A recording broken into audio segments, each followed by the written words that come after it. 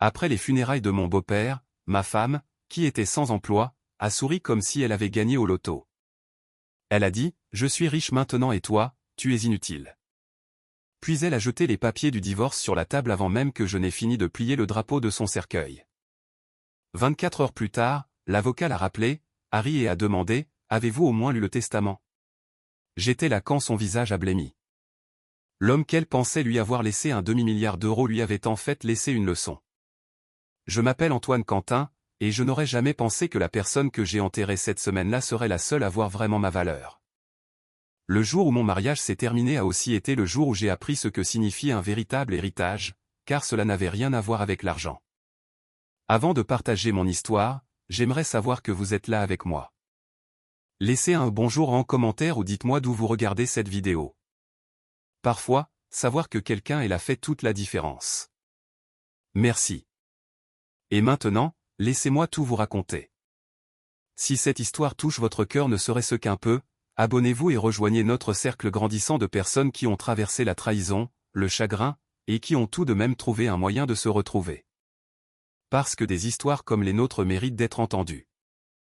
L'air à Lourmarin ce matin-là était vif et sec, le genre d'air qui s'accroche à la gorge et donne à chaque respiration un goût de poussière et de pain. L'église romane se dressait contre une toile de fond de collines ocre, sa croix blanche à peine visible dans la lumière de fin de journée. À l'intérieur, l'odeur de la cire d'abeille et de la fumée de bois d'olivier se mêlait au léger murmure des personnes se souvenant de Bernard Leroux, l'homme dont tout le monde ici jurait qu'il avait construit la moitié du cœur d'Aix-en-Provence. Je me tenais près de l'avant, réajustant une couronne du centre communautaire des quartiers sud, l'endroit où il avait investi sa vie. Je m'appelle Antoine Quentin, 31 ans, responsable du déploiement de logiciels, gendre d'un homme qui croyait que la richesse n'était pas ce que l'on gardait, mais ce que l'on donnait. Et en regardant la file de personnes en deuil passé, tout ce que je pouvais penser, c'était à quel point il était étrange que l'absence de Bernard remplisse plus la pièce que sa présence ne l'avait jamais fait. Marine, ma femme, se tenait au premier rang comme si elle possédait l'air entre les bancs. À 33 ans, agitée, vêtue d'une robe crème qui scintillait contre les couleurs sombres de la foule. Elle n'avait pas versé une seule larme de toute la matinée. Quand les gens chuchotaient le mot héritage, ses yeux brillaient, non pas de chagrin, mais de calcul. Chaque fois que quelqu'un mentionnait le domaine Leroux, son téléphone s'allumait dans sa main comme un tic nerveux. Je la voyais faire défiler l'écran, souriant faiblement, comme si elle comptait les condoléances comme des signes d'euros. La cérémonie s'est déroulée avec une dignité tranquille. Cécile Rousseau, l'avocate de Bernard, était assise 2 rangs plus loin, les mains croisées sur un carnet usé. J'ai croisé son regard une fois, un regard fixe et complice. Quand la chorale a chanté « Et plus près de toi », mon Dieu, Marine s'est penchée vers moi et a chuchoté, « Tu sais, papa avait un demi-milliard de côté. Une fois que la paperasse sera réglée, j'aurai fini de tirer le diable par la queue. » J'ai cligné des yeux. « Un demi-milliard » ai-je répété doucement. Elle a souri, les yeux toujours rivés sur l'autel. « Tu m'as bien entendu. Nous allons enfin vivre comme des gens qui le méritent. » Son ton donnait l'impression qu'il s'agissait moins d'un espoir que d'un dû. Après le service, j'ai aidé les bénévoles des quartiers sud à porter les chaises pliantes et à empiler les livres de cantiques. Ils m'ont remercié, m'ont raconté comment les dons de Bernard maintenaient leur programme en vie. Comment il avait financé des rampes pour les handicapés, la plomberie pour une maison de retraite, des bourses pour les jeunes du coin. Je n'arrêtais pas d'entendre la même phrase, il ne construisait pas seulement des maisons, il construisait des gens. Marine, pendant ce temps, était près du parking, riant au téléphone sous le soleil d'hiver, le blanc de sa robe presque aveuglant. Alors que les derniers invités partaient, Cécile s'est approchée, le col de son manteau relevé contre le vent. « Antoine, dit-elle doucement en me tendant la main. Il a laissé quelque chose pour vous. » J'ai froncé les sourcils. « Pour moi. » Mercredi, a-t-elle dit. Rue de l'Opéra. Il voulait vous y voir avant tout le monde. Qu'a-t-il dit, ai-je demandé. Cécile a souri de la façon dont le fait quelqu'un qui détient un secret qu'il ne lui appartient pas de révéler. Elle a répondu, il a dit que vous étiez le seul à avoir regardé ses notes et à avoir compris ce qu'elles signifiaient vraiment. Ce soir-là, en chargeant les fleurs restantes dans ma camionnette, j'ai repensé à ces mots, à la petite écriture soignée de Bernard dans son registre, à la façon dont il avait écrit, dépenser seulement là où cela allège la journée de quelqu'un. C'était un homme qui mesurait la valeur à l'impact, pas à la taille. Et pourtant, sa propre fille se tenait sur la tombe de ce même principe, attendant qu'un chiffre la sauve. Je ne le savais pas alors, mais le frisson de ce matin-là ne venait pas de la météo. Il venait de la première fissure dans un mariage fondé sur deux définitions différentes de la valeur. Les mots de Cécile ont résonné pendant le trajet du retour, rue de l'Opéra. Il a laissé quelque chose pour vous. J'ai regardé dans le rétroviseur et j'ai vu la corde de piment d'Espelette accrochée au mur de pierre de l'église, se balançant au vent. Bernard m'avait dit un jour qu'ils étaient un rappel, assaisonnez votre vie, mais n'en faites jamais trop. Trop d'épices gâchent le ragoût. Je ne savais tout simplement pas que bientôt, la femme à côté de moi serait celle qui le brûlerait de l'intérieur. Au moment où j'ai tourné dans les rues sombres d'Aix-en-Provence, la question s'était profondément enracinée dans ma poitrine. Qu'est-ce qu'étaient exactement ces 500 millions, une fortune ou un avertissement? La nuit suivant les funérailles, notre petit appartement près de la gare semblait plus froid que d'habitude. Le radiateur d'appoint bourdonnait sous la table pendant que j'examinais nos factures, nos relevés de cartes de crédit, le loyer, les charges, tous empilés comme des accusations silencieuses. L'écran de mon ordinateur portable brillait contre les murs pâles de la cuisine, les chiffres saignant en rouge sur notre feuille de budget. Chaque mois se terminait de la même façon, mon salaire disparu, nos économies réduites. Je travaillais sur 2 contrats, la journée au cabinet, la nuit en tant que développeur indépendant, pendant que Marine restait à la maison. Elle disait que chercher du travail était inutile tant que la vie ne changeait pas. La porte a cliqué juste avant 22 heures. Marine est entrée, sentant le parfum hors de prix et la fumée de bar. Elle a jeté son sac à main sur le comptoir et a enlevé ses talons, sans même jeter un coup d'œil à la table couverte de factures. Dure soirée, ai-je demandé. Elle a bâillé. Je rattrape juste le temps perdu avec des personnes importantes maintenant que papa est parti. Je n'ai rien dit. La cafetière a sifflé dans le coin, comptant les secondes plus fort qu'aucun de nous deux. Quand je lui ai montré le tableau des dépenses, elle a à peine regardé. Nous sommes encore dans le rouge, ai-je dit. Tu as dépensé 400 € en soins de la peau, 200 € pour un week-end en complexe hôtelier, et encore 1000 € dans un spa à Courchevel. Nous devons ralentir. Elle a eu un sourire en coin, se servant du vin. Pourquoi? Encore quelques semaines et j'aurai accès à l'héritage. Tu peux arrêter de faire semblant de budgétiser comme si nous étions fauchés. Je l'ai dévisagé. Être fauché n'est pas un état d'esprit, Marine. C'est des mathématiques. Elle a bu une gorgée. Tu parles exactement comme lui. Bernard par-ci, Bernard par-là, toujours à propos de l'objectif, de la charité, de la retenue. Il n'a jamais vécu. Ses yeux se sont durcis. Moi, je vais vivre. Ces mots m'ont frappé comme de l'eau glacée. Il a passé sa vie à aider les gens à respirer plus facilement, ai-je dit. C'est ce que l'argent devrait faire. Elle a ri, un rire court et cassant. Alors je m'aiderai moi-même à respirer en premier avec 500 millions. Plus tard, quand elle est allée se doucher, j'ai remarqué les notifications sur l'écran de son téléphone, des virements, des retraits. La curiosité s'est transformée en effroi. J'ai rouvert l'ordinateur portable, vérifié notre compte joint. Les chiffres ne correspondaient pas. Des milliers d'euros manquaient, déplacés en petites sommes vers un portefeuille numérique à son nom. Des transactions étalées sur 3 mois, les mêmes mois où Bernard avait été hospitalisé. Ma gorge s'est serrée. Quand elle est revenue, j'ai demandé, « Tu as déplacé de l'argent ?» Elle a haussé les épaules. Je me suis occupé de papa. Tu crois que les bougies et les trajets chez le médecin se paient tout seuls? J'ai dit doucement, l'aide-soignant que j'ai embauché faisait les toilettes et les trajets. Tu étais occupé à publier des photos de brunch. Son visage est devenu inexpressif. Tu m'accuses? Je demande de l'honnêteté. Je mérite quelque chose, Antoine, a-t-elle craqué. J'ai été coincé avec ton salaire ennuyeux en attendant que ma vie commence. Je l'ai regardé. Cette femme qui avait un jour dit qu'elle voulait une vie qui ait du sens. Maintenant, elle ne voulait que plus d'argent. Je n'ai pas discuté. Cela ne servait à rien. Chaque mot que je prononçais ne faisait que l'enfoncer davantage dans l'illusion que l'argent réécrirait son caractère. Au lieu de cela, j'ai fait ce que Bernard m'avait appris un jour, reste immobile quand la tempête arrive. J'ai sauvegardé nos dossiers financiers, imprimé les relevés et les ai mis sous clé. Si l'héritage n'était pas ce qu'elle pensait, elle avait déjà construit son propre piège. Cette nuit-là, alors qu'elle s'endormait en faisant défiler des annonces immobilières dans les Alpilles, je me suis assis sur le canapé en regardant une vieille photo sur mon téléphone. Bernard et moi installant la rampe devant sa maison. Ses mains étaient stables malgré les tremblements de l'âge. Dépense sagement, m'avait-il dit, sans élever la voix. Je le comprenais maintenant plus que jamais. Par la fenêtre, les lumières d'Aix-en-Provence scintillaient comme des étoiles agitées. Quelque part entre leur lueur et le silence de notre appartement, j'ai réalisé que le compte à rebours avait commencé, non pas vers la richesse, mais vers la révélation. Dans 2 jours, nous serions rue de l'Opéra pour la lecture du testament. Et pour la première fois, je n'avais pas peur de ce que je pourrais perdre. J'étais prêt à voir sur quoi elle avait construit tout son monde, et à quelle vitesse il s'effondrerait une fois que la vérité prendrait son premier souffle. La lumière matinale à Lourmarin se glissait à travers les stores comme de l'or liquide, accrochant les bords du vieux bureau en cèdre de Bernard.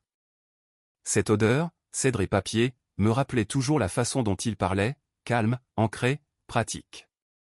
C'était le matin précédant la lecture du testament rue de l'Opéra, et j'étais assis dans le calme de son bureau, la pièce encore emplie de sa présence. Sur le coin opposé du bureau se trouvait une enveloppe scellée à la cire rouge, mon nom écrit de sa main, délibéré et régulier. Je l'avais vu des mois auparavant, lorsqu'il m'avait demandé pour la première fois de l'aider à organiser ses dossiers de projet. Je n'avais pas osé l'ouvrir à l'époque. Maintenant, je savais que je le devais. J'ai passé mes doigts sur le grain du tiroir en cèdre et je l'ai ouvert. À l'intérieur se trouvaient des documents, des accords de prêt, des rapports de projets communautaires et un épais dossier étiqueté plan de relance du centre communautaire des quartiers sud. Bernard avait toujours été fier de ce projet.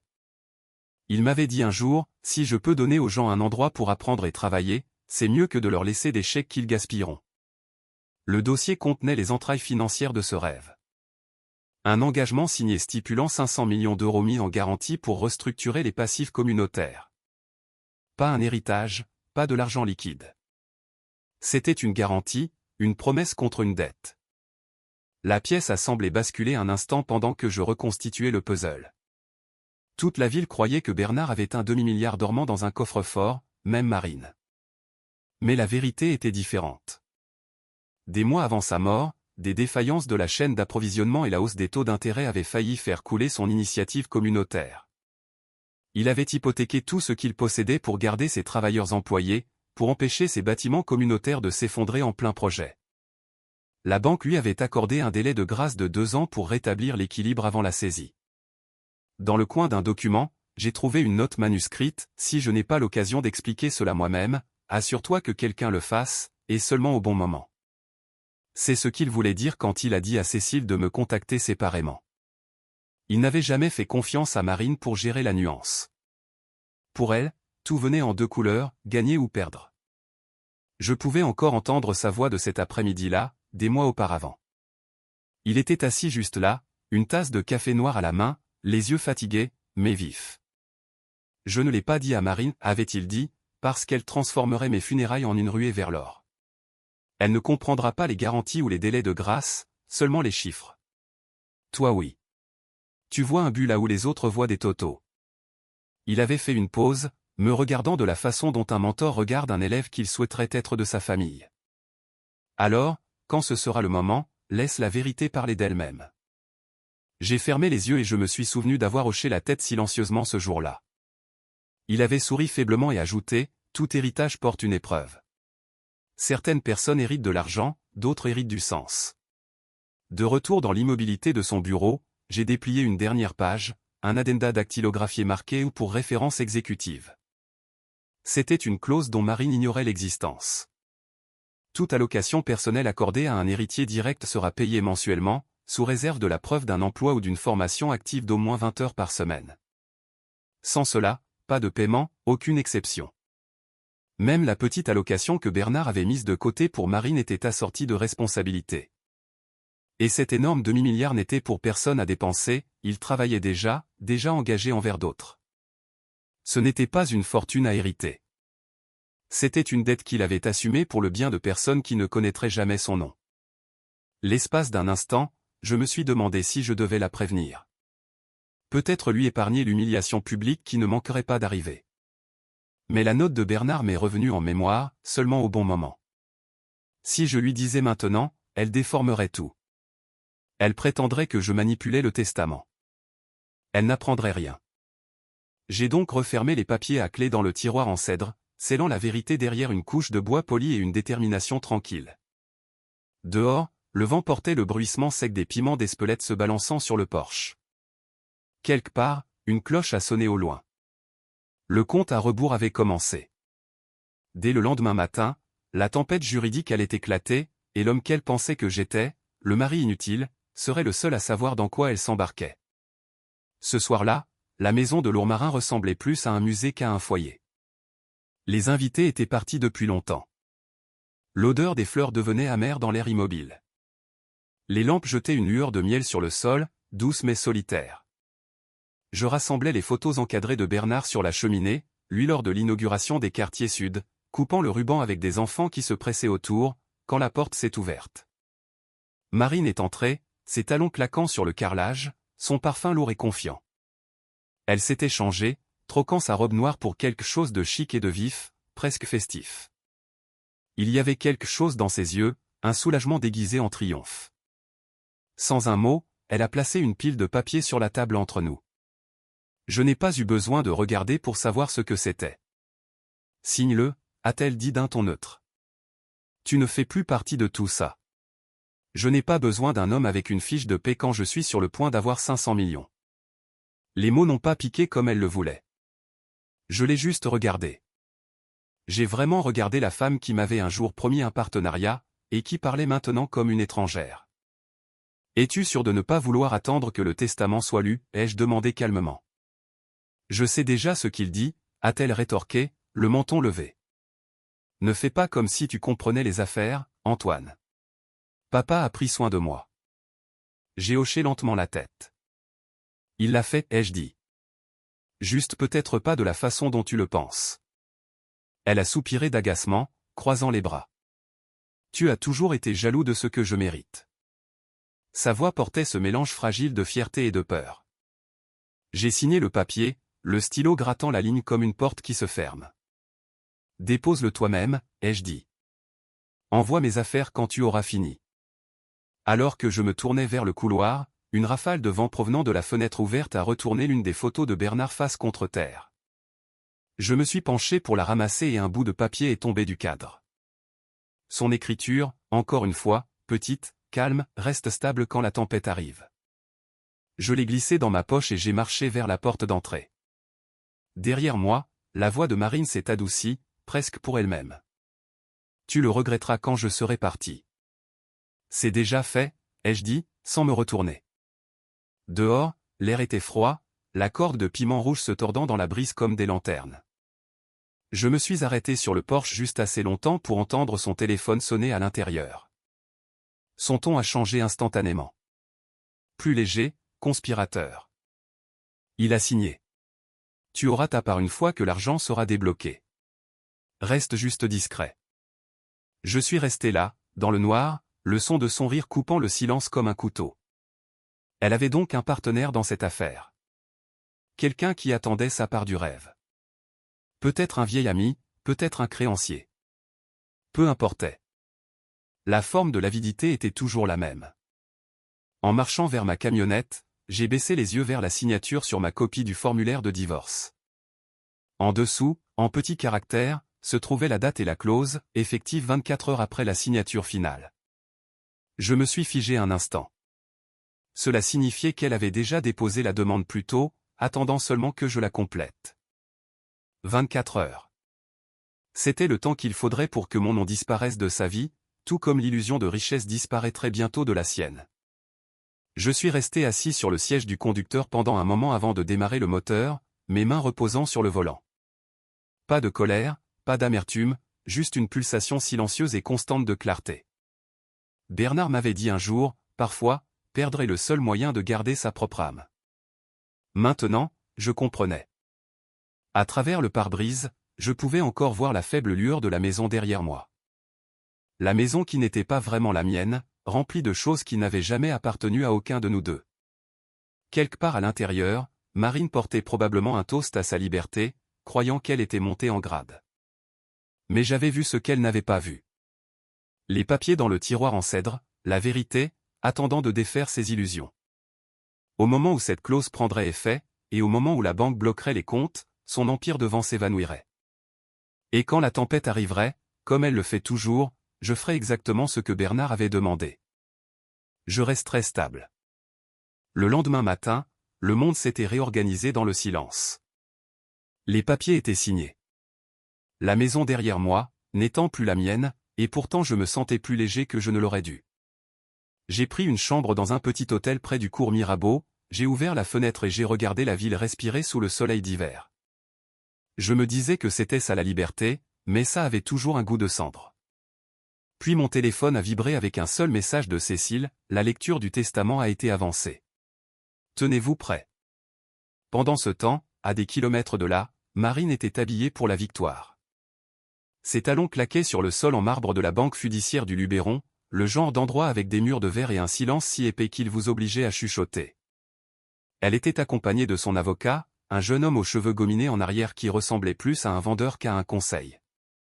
Ils se sont approchés du guichet, sa voix résonnant de suffisance. Je suis ici pour accéder au compte de la succession Leroux. Mon père est décédé la semaine dernière et je suis l'unique héritière. Le banquier a souri poliment, a tapé quelque chose, puis s'est arrêté. La pause a été assez longue pour couper l'atmosphère. Il a vérifié à nouveau, plus lentement cette fois. Madame Leroux, je crains qu'il n'y ait une restriction sur ce compte. Marine a froncé les sourcils. Une restriction? Qu'est-ce que cela signifie? Les fonds sont censés être transférés. Le ton de l'homme a changé. Les 500 millions en question ont été temporairement gelés dans l'attente d'un examen des garanties. Les actifs sont gagés, pas liquides. Ses yeux se sont écarquillés. Pardon? C'est mon héritage. Le banquier s'est raclé la gorge et lui a tendu un document estampillé à l'encre bleue. C'est une garantie pour un prêt de redéveloppement communautaire. Les dossiers de Monsieur Leroux indiquent que le solde devait être réglé ce trimestre. Jusqu'à ce que ce soit terminé, les fonds ne peuvent pas être consultés. La voix de Marine s'est aiguisée. Vous êtes en train de me dire que je ne peux pas toucher un seul centime. Le directeur de l'agence est arrivé, plus âgé, posé, tenant un dossier. Madame Leroux, votre père a utilisé ce compte pour garantir des projets d'emploi pour des centaines de personnes. La succession n'est pas en faillite, mais elle n'est pas non plus distribuable. En termes plus simples, l'argent sert quelqu'un d'autre avant de pouvoir vous servir. À peu près au même moment, mon téléphone a commencé à vibrer dans ma chambre d'hôtel. Son nom clignotait sur l'écran, ce même nom qui me faisait autrefois sourire. J'ai décroché. Sa voix est passée comme une lame. « Qu'est-ce que tu as fait ?» a-t-elle hurlé. « Tu l'as bloqué, n'est-ce pas ? Tu essaies de me voler. » J'ai gardé un ton égal. « Je n'ai rien fait, Marine. » « As-tu déjà lu le testament ? » ?»« Je n'ai pas besoin de le lire. Mon père ne donnerait jamais le pouvoir à un étranger, et surtout pas à toi. » J'ai pris une lente inspiration. « Alors peut-être devrais-tu te demander pourquoi Cécile t'a dit de te préparer avant la lecture. » Il y a eu un silence suivi du son de sa respiration, saccadée et irrégulière. « Tu mens, a-t-elle dit. » Mais sa voix était plus petite maintenant. « Ton père ne cachait pas d'argent, Marine, ai-je dit doucement. Il l'utilisait. Tu n'as juste jamais remarqué où. » Elle a raccroché. Quelques minutes plus tard, un autre texto est arrivé. Celui-ci venait de Cécile. « Antoine, venez rue de l'Opéra immédiatement. Il y a une clause qu'ils n'ont pas encore lue. 3 heures. » J'ai fermé mon sac et attrapé ma veste. En sortant dans le froid, j'ai eu l'impression que le monde rattrapait enfin la vérité que je portais. Au même moment, sur le parking devant la banque fiduciaire, Marine s'avançait en tempêtant vers sa voiture. Un homme était appuyé contre elle, un visage familier que j'avais reconnu sur de vieilles photos. Il s'appelait Gaston, un courtier immobilier que Bernard avait licencié des années auparavant pour avoir falsifié des contrats. Marine s'est figée en le voyant. Alors, dit-il avec un sourire en coin, j'ai entendu dire que la mine d'or était verrouillée. Elle a croisé les bras. C'est juste temporaire. Il a ri, d'un rire grave et méchant. Tu avais dit que tu aurais les fonds à présent. J'ai mis 100 000 € pour préparer cette affaire dans les Alpilles que tu voulais. Si je ne les récupère pas cette semaine, je porte plainte pour fraude. Elle a cligné des yeux rapidement, sa confiance se fissurant. Ça arrive.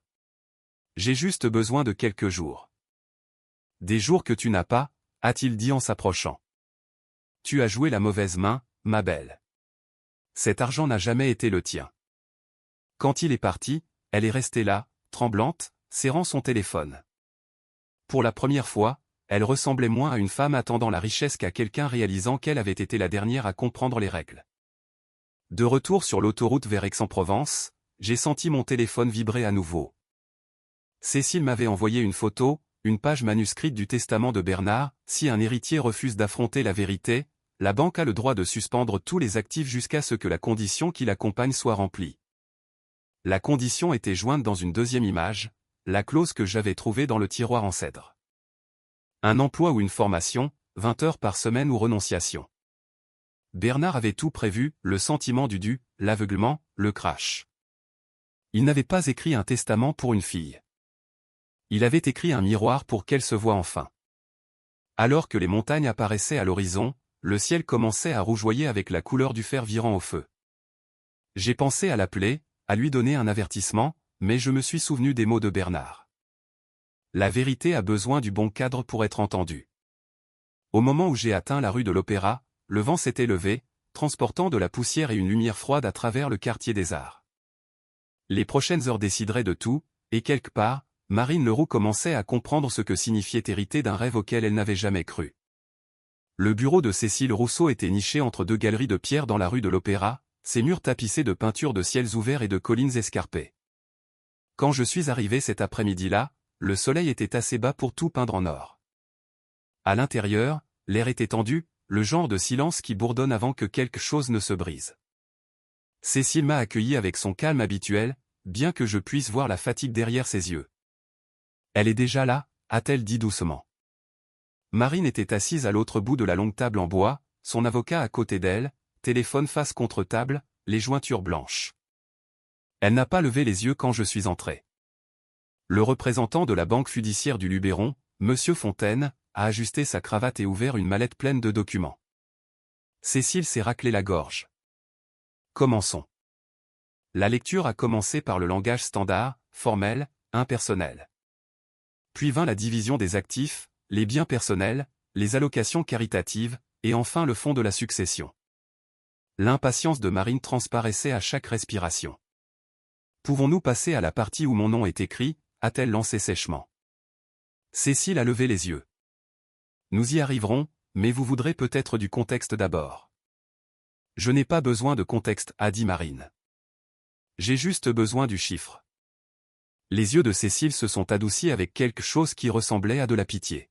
« Très bien. » Sous la section 3, avoir financier de la succession, le document stipule, les 500 millions d'euros détenus par le Trust Leroux sont mis en gage comme garantie pour les obligations de développement communautaire en cours. Elle a regardé Marine directement. Savez-vous ce que signifie une garantie? Marine a cligné des yeux, confuse. Vous dites que je ne peux pas y accéder. Je dis que ce n'est pas de l'argent dormant dans un coffre-fort, a répondu Cécile. C'est ce que votre père a utilisé pour garder des centaines de travailleurs employés quand les marchés se sont effondrés. Il n'amassait pas la richesse. Il la recyclait. Marine a secoué la tête. C'est impossible. Il m'a dit que je serais à l'abri du besoin. Il l'a fait, a dit Cécile doucement. Juste pas de la façon dont vous le pensez. Monsieur Fontaine lui a tendu un dossier. Conformément aux conditions de garantie, ces fonds restent sous le contrôle de la banque jusqu'à ce que les obligations soient entièrement remplies.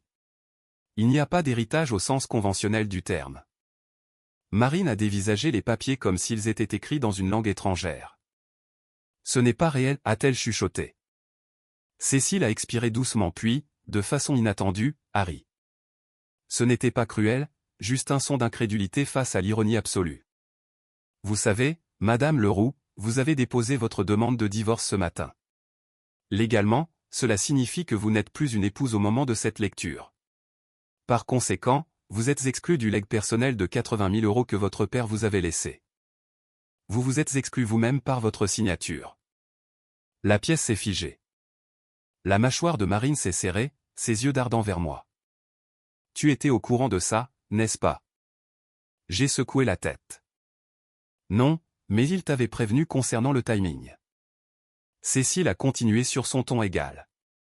Pour assurer l'équité, Monsieur Leroux a laissé une somme séparée de 40 000 € à Monsieur Antoine Quentin, pour l'assistance professionnelle et personnelle rendue pendant sa maladie. C'est une reconnaissance, pas de la charité. J'ai senti la chaleur monter à mon visage. Je ne m'y attendais pas. Je sais, a-t-elle dit doucement. Il vous a fait confiance pour l'utiliser judicieusement. Marine avait l'air accablée, son avocat lui chuchotant quelque chose qu'elle ne semblait pas entendre. Puis Monsieur Fontaine a repris la parole, posant un nouveau document sur la table. Il y a une dernière chose. À compter d'aujourd'hui, les 500 millions ont été officiellement transférés à la Fondation Bernard Leroux, désignée comme un fonds de placement communautaire permanent. Aucun héritage individuel ne sera accordé. La voix de Marine s'est brisée. Alors, c'est parti. Tout ça. Pas parti, a dit Cécile. Réorienté. Votre père croyait que la responsabilité était une forme de richesse. C'était sa façon de l'enseigner une dernière fois. J'ai plongé la main dans ma veste et j'ai déplié la lettre scellée que je portais depuis les funérailles. Cécile m'a fait un signe de tête pour que je la lise.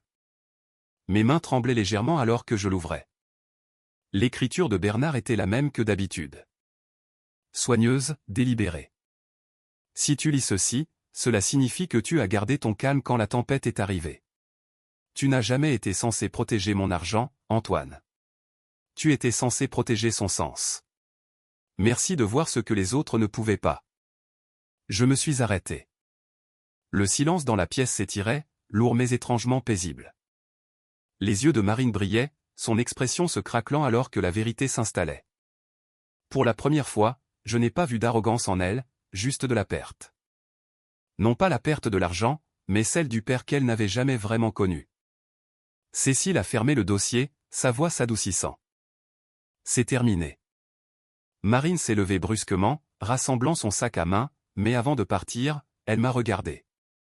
Il t'a fait plus confiance qu'à moi, a-t-elle dit. J'ai soutenu son regard. Il n'a fait confiance à l'argent avec aucun de nous deux. Il nous a fait confiance avec des choix. Elle n'a pas répondu. Elle s'est juste retournée et est sortie dans la lumière dorée inondant la rue de l'Opéra. Cécile a rangé les papiers, en me jetant un coup d'œil. Elle reviendra, a-t-elle dit doucement. Quand les illusions tombent, les gens cherchent généralement la seule personne qui leur a dit la vérité. Je suis sorti dans l'après-midi vif, le soleil luisant contre les murs de pierre. Plus bas dans la rue, un groupe d'enfants riait, poursuivant un cerf-volant en papier qui battait dans la brise. Quelque part entre le son de leur rire et le bruissement des feuilles sèches, j'ai réalisé que le plan de Bernard avait fonctionné. Il s'était assuré que sa richesse restait vivante, non pas dans des comptes, mais dans des personnes. Et à ce moment-là, pour la première fois depuis les funérailles, je me suis enfin senti en paix. 3 jours après la lecture, j'ai conduit jusqu'au quartier sud au crépuscule, le vent peignant les hautes herbes comme une main fatiguée. Le terrain semblait plus petit sans la voix de Bernard pour le remplir. Les panneaux décolorés par le soleil s'affaissaient sur leurs poteaux, les murs de béton étaient tachetés par les cicatrices de la pluie, la plaque de bronze accrochant un mince rayon de lumière, pour ceux qui construisent sans prendre. J'ai posé une bougie à la base et allumé la flamme, qui est restée stable à l'abri du vent contre le mur. Une poignée d'enfants du quartier dans des suites à capuche éclaboussées de peinture grattaient des graffitis sur une embrasure de porte. Une fille s'est essuyé le front et m'a demandé si j'avais connu Monsieur Leroux. Je lui ai dit que je lui devais une leçon de gentillesse. Elle a hoché la tête comme si elle comprenait et est retournée au travail. Je remettais des plans de site dans une boîte d'archives pour la banque quand des pas ont résonné sur le gravier. Marine. L'air autour d'elle semblait plus lourd qu'elle. Elle serrait un sac de dossiers contre sa poitrine, les cheveux tirés en arrière, sans rouge à lèvres. « Tu viens toujours ici ?» a-t-elle demandé, comme si c'était une accusation. « C'est la partie qui est à moi, ai-je dit. Pas l'argent. La raison pour laquelle je l'aidais. » Elle a jeté un coup d'œil à la plaque, puis à la poussière sur ses chaussures. « La banque dit que je peux encore toucher 2000 € par mois, a-t-elle dit, la voix serrée. Si je suis employé ou en formation. Personne ne veut m'embaucher. Peux-tu leur dire que je travaillais dans ton entreprise? J'ai pris mon temps pour répondre. Les rouleaux des bénévoles cognaient contre les cloisons sèches dans un rythme lent. Je ne vais pas mentir pour arranger un mensonge, ai-je dit. Si tu veux l'allocation, mérite-la. Ils embauchent des stagiaires ici. Demande. Sa bouche a tremblé. Elle a ouvert le sac de dossier. Gaston menace de me poursuivre. Il a dit qu'il veut récupérer son capital de départ pour l'affaire des Alpilles. 60 000 €. Il dit que j'ai fait de fausses déclarations. Si je ne paie pas d'ici la fin du mois, il dépose plainte. J'ai senti quelque chose se mettre en place, l'argent liquide manquant de notre compte joint, retiré en gouttes silencieuses pendant que Bernard était à l'hôpital. Tu as utilisé cet argent, ai-je dit. Il n'était pas à toi pour le dépenser. Rien n'a jamais été à moi, a-t-elle rétorqué, puis elle s'est affaissée sur la marche en béton brut comme si on avait coupé son fil. Je n'arrêtais pas de me dire que tout s'équilibrerait quand l'héritage arriverait. J'ai construit ma vie sur un chiffre qui n'existait pas. J'ai ouvert le classeur de projets que Bernard m'avait laissé et j'ai sorti une lettre d'une page adressée à la banque et à la direction du chantier. Son langage était formel mais bienveillant. Si Marine vacille, donnez-lui une porte de retour, mais seulement si elle vient sur le chantier et travaille de bonne foi. Je la lui ai tendue. Il avait prévu ça, ai-je dit. Tu as une chance. Mais ça se passe ici, pas dans une salle d'exposition. Elle a lu la lettre en silence, des larmes coulant sans drame. Il me connaissait, a-t-elle chuchoté. Mieux que je ne le voulais. Elle a levé les yeux vers moi, le regard vidé de toute comédie. Tu as gagné, a-t-elle dit. Je n'ai pas gagné, ai-je répondu. J'ai juste gardé la seule chose que je ne pouvais pas vendre, mon nom. Le vent a soupiré à travers les barres d'armature.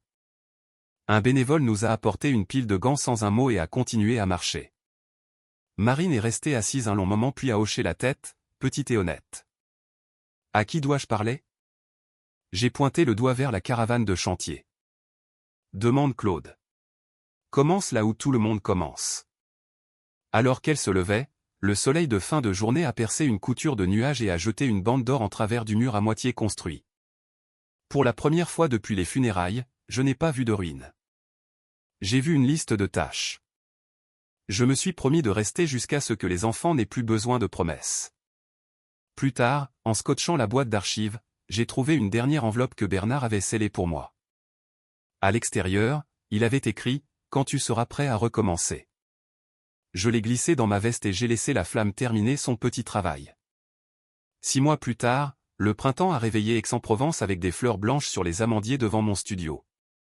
La lumière du matin se déversait sur le plancher en bois comme de l'eau accrochant les grains de poussière, et un plan de site encadré des quartiers sud, désormais strié de marques de validation, trônait sur mon bureau.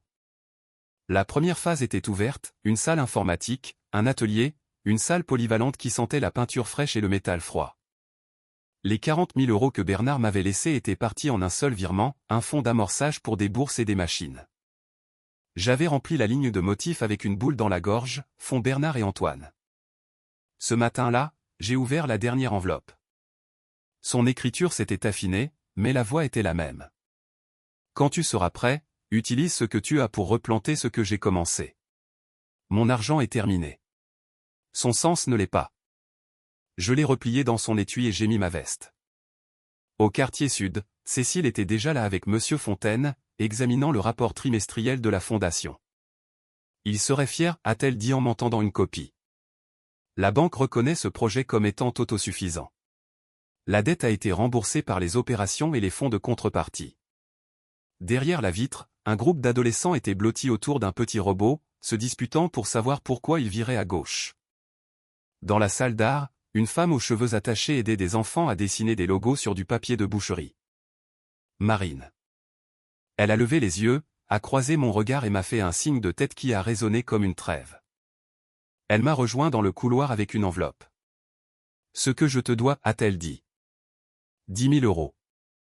Je ne demande rien. Je veux juste m'en débarrasser. Je l'ai ouverte et j'ai vu le chèque ainsi qu'un court mot de son écriture, j'ai trouvé un travail. Ce n'est pas prestigieux. C'est réel. Garde-le, ai-je dit. Quand tu paieras les frais de scolarité ou le loyer de quelqu'un d'autre, je considérerai que la dette est payée. Sa bouche s'est tordue en quelque chose qui ressemblait à un sourire. Je commence à temps plein la semaine prochaine, a-t-elle dit. Assistante de programme. Je sais où sont les balais maintenant. Elle a commencé à s'éloigner, puis s'est retournée. Merci de ne pas m'avoir humilié quand tu aurais pu le faire. Ce n'était pas de la pitié, ai-je dit. C'était le plan de Bernard. Cécile m'a fait signe vers la cour. Le conseil d'administration avait installé des chaises pliantes et un petit pupitre sous une guirlande de drapeaux en papier. Les familles s'étaient rassemblées, téléphone sorti. La plaque avait été polie. Les lettres renvoyaient une lumière fraîche. Quand ils m'ont présenté, j'ai senti la vieille panique monter, cette part de moi qui préfère le code informatique au microphone. Mais ensuite j'ai vu les enfants à travers le mur de verre, la tête penchée sur leur projet, et les mots sont venus. Monsieur Leroux a un jour mis sa fortune en jeu pour que d'autres personnes ne perdent pas leur salaire, ai-je dit. Il aurait pu nous laisser de l'argent. Il nous a laissé du travail. Je ne peux pas égaler ce qu'il a risqué, mais je peux égaler son intention. J'ai réinvesti ma petite part dans cet endroit et j'ai obtenu quelque chose de plus grand en retour. Il a échangé la richesse contre la responsabilité. J'ai échangé ma colère contre le calme. Nous avons tous les deux fait un profit. Quelques personnes ont ri doucement à cela. Le vent a fait claquer les drapeaux. Les carillons sur le porche se sont entrechoqués comme des pièces de verre. Au dernier rang, Marine se tenait là, les mains croisées, les yeux brillants, ne demandant plus à être au premier rang.